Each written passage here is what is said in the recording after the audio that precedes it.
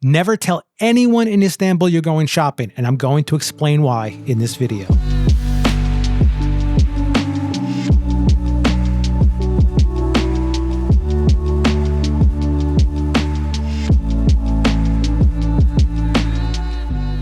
You can find yourself potentially in a situation where you're being set up to be scammed or even worse, robbed. Nobody wants that to happen. Most people you encounter, from the hotel front desk worker, taxi cab drivers, even the liaison at your medical treatment clinic, are all tied to shops, restaurants, tours, hammams, you name it. They're all making money in some fashion or some way. My theory for Istanbul, for you, the best thing to do is to do your own research before you ever go. This way, you can go where you want to go, when you want to go, and you're not relying on anyone else that you do not know. You don't want anyone hand-holding you from point to point. I mean, why would you trust a stranger? Think about that. I've heard so many bad stories from you, my viewers, about taxi cab situations, whether they didn't take you to where you wanted to go, you ended up in other places when told it was where you wanted to be, but then you realize later that it wasn't, and then you come to find out that you paid them for a taxi cab ride only to be tricked into some other place where you're overpaid for the merchandise, and now you feel scammed. Now you feel that you've been set up, and you don't like that. These are situations we want to make sure that you don't fall for in Istanbul. How it works is like this. You tell your front desk hotel worker, I need a taxi. Where you going? Going shopping. Terrible idea. You get in a taxi. Where you going? I'm going here. Do you have a phone number for the place? They get the phone number from you, they call the place, and they tell them, I have your customer in my taxi.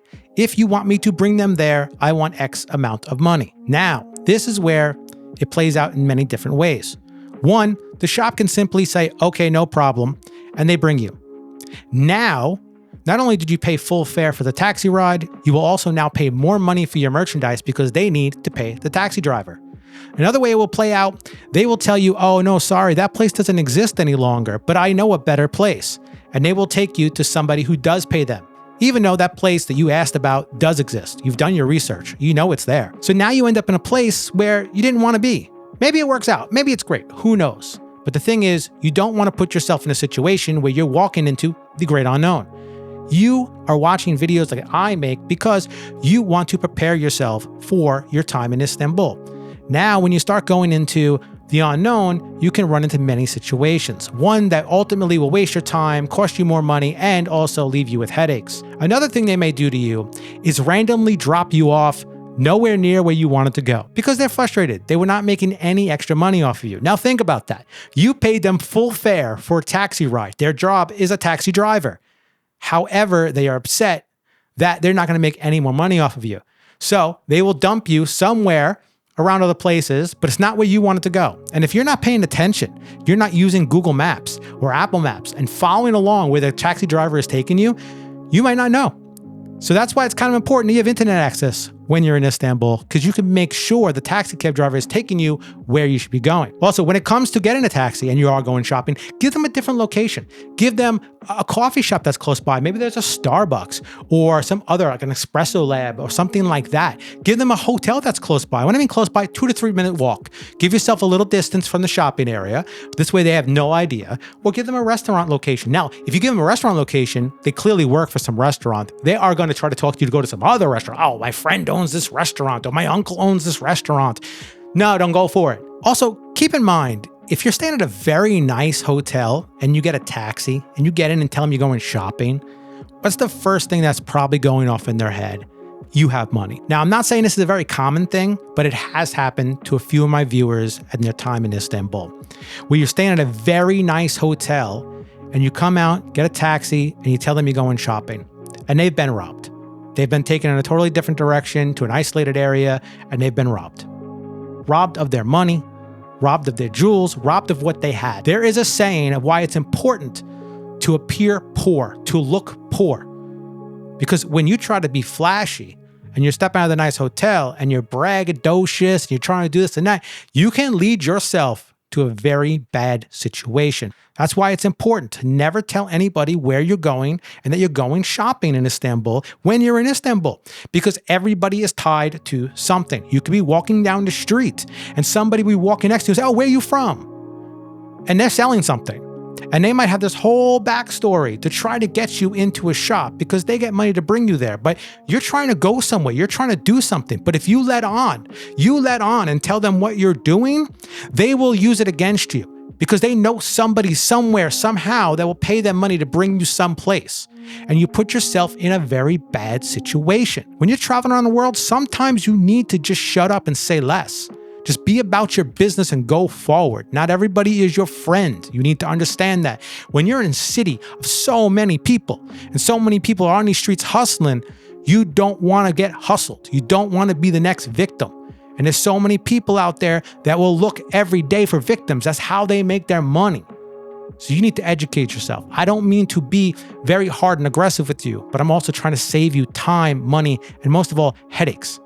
Because you're going to realize that you got scammed, realize you got ripped off, and you're going to feel some type of way about Istanbul when that's not really what Istanbul's about. Istanbul is an amazing place. It's a lot of fun. There's so many things to do and see, but you have to have your head on straight. You have to know what to look out for. I come from New York, so sometimes the New Yorker comes out of me and my first response is not a nice response. But sometimes I think people need to have that response when people all trying to get at you and get their hands in your pockets. You got to be smart. You got to be smart. You got to protect yourself. Don't go looking flashy. Don't go trying to impress who you impressing. So sometimes it's better to look poor, especially when you're going shopping.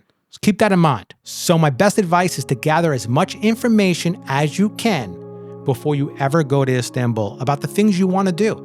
If you're going shopping, then you need to gather locations, map locations, phone numbers. This way you have all of that. This way you can pre-game, pre-plan. You could see where all these places are located, where my hotel is, where I need to be. Some of you guys go on those evening boat cruises, right? So you need to be a certain place at a certain time. Maybe you want to hit back to so you got to plan. You got to figure out where everything is. So this way you can time it out. If you don't do that, you're going to be scattered. You're going to be all over the place. You might be looking for mid-level quality, low-level quality, or high quality, which I do recommend high quality. Now, you might be looking for different things. And the thing is, you got to go where those things are. Otherwise, you could spend weeks upon weeks in the markets. There are thousands upon thousands upon thousands upon thousands of shops in the markets, all selling similar things. You can go crazy. The difference is going to be the quality level. And also too, then when you find the quality level you like, you might have ran into 2 or 3 places that have similar pricing and you're trying to figure out which one I can negotiate at better. Who's going to give me that overall better deal? You kind of have to give yourself a little bit of time. And how do you get that time? By preparing before you ever get there. Preparing will prepare you to have a good trip. When you're walking into situations and you don't know what awaits, that's where you're going to lead to wasting time, money, and get headaches. And you don't want to do that. So gather information. Information should be free. You should be able to gather information, get map locations, get phone numbers, pregame. So this way, when you get to Istanbul, you can hit the ground running. Now, there are some people that won't release any type of information to you, and which we'll talk about that in a later video because that means they have alternative motives of why they won't let you know someplace until you're actually physically in Istanbul. You got to question that of, well, I don't understand. Wait, that doesn't make sense. It will make sense. I will share that in a future video. I hope you guys got a little something out of this. That don't say anything when you're in Istanbul. Keep your mouth shut.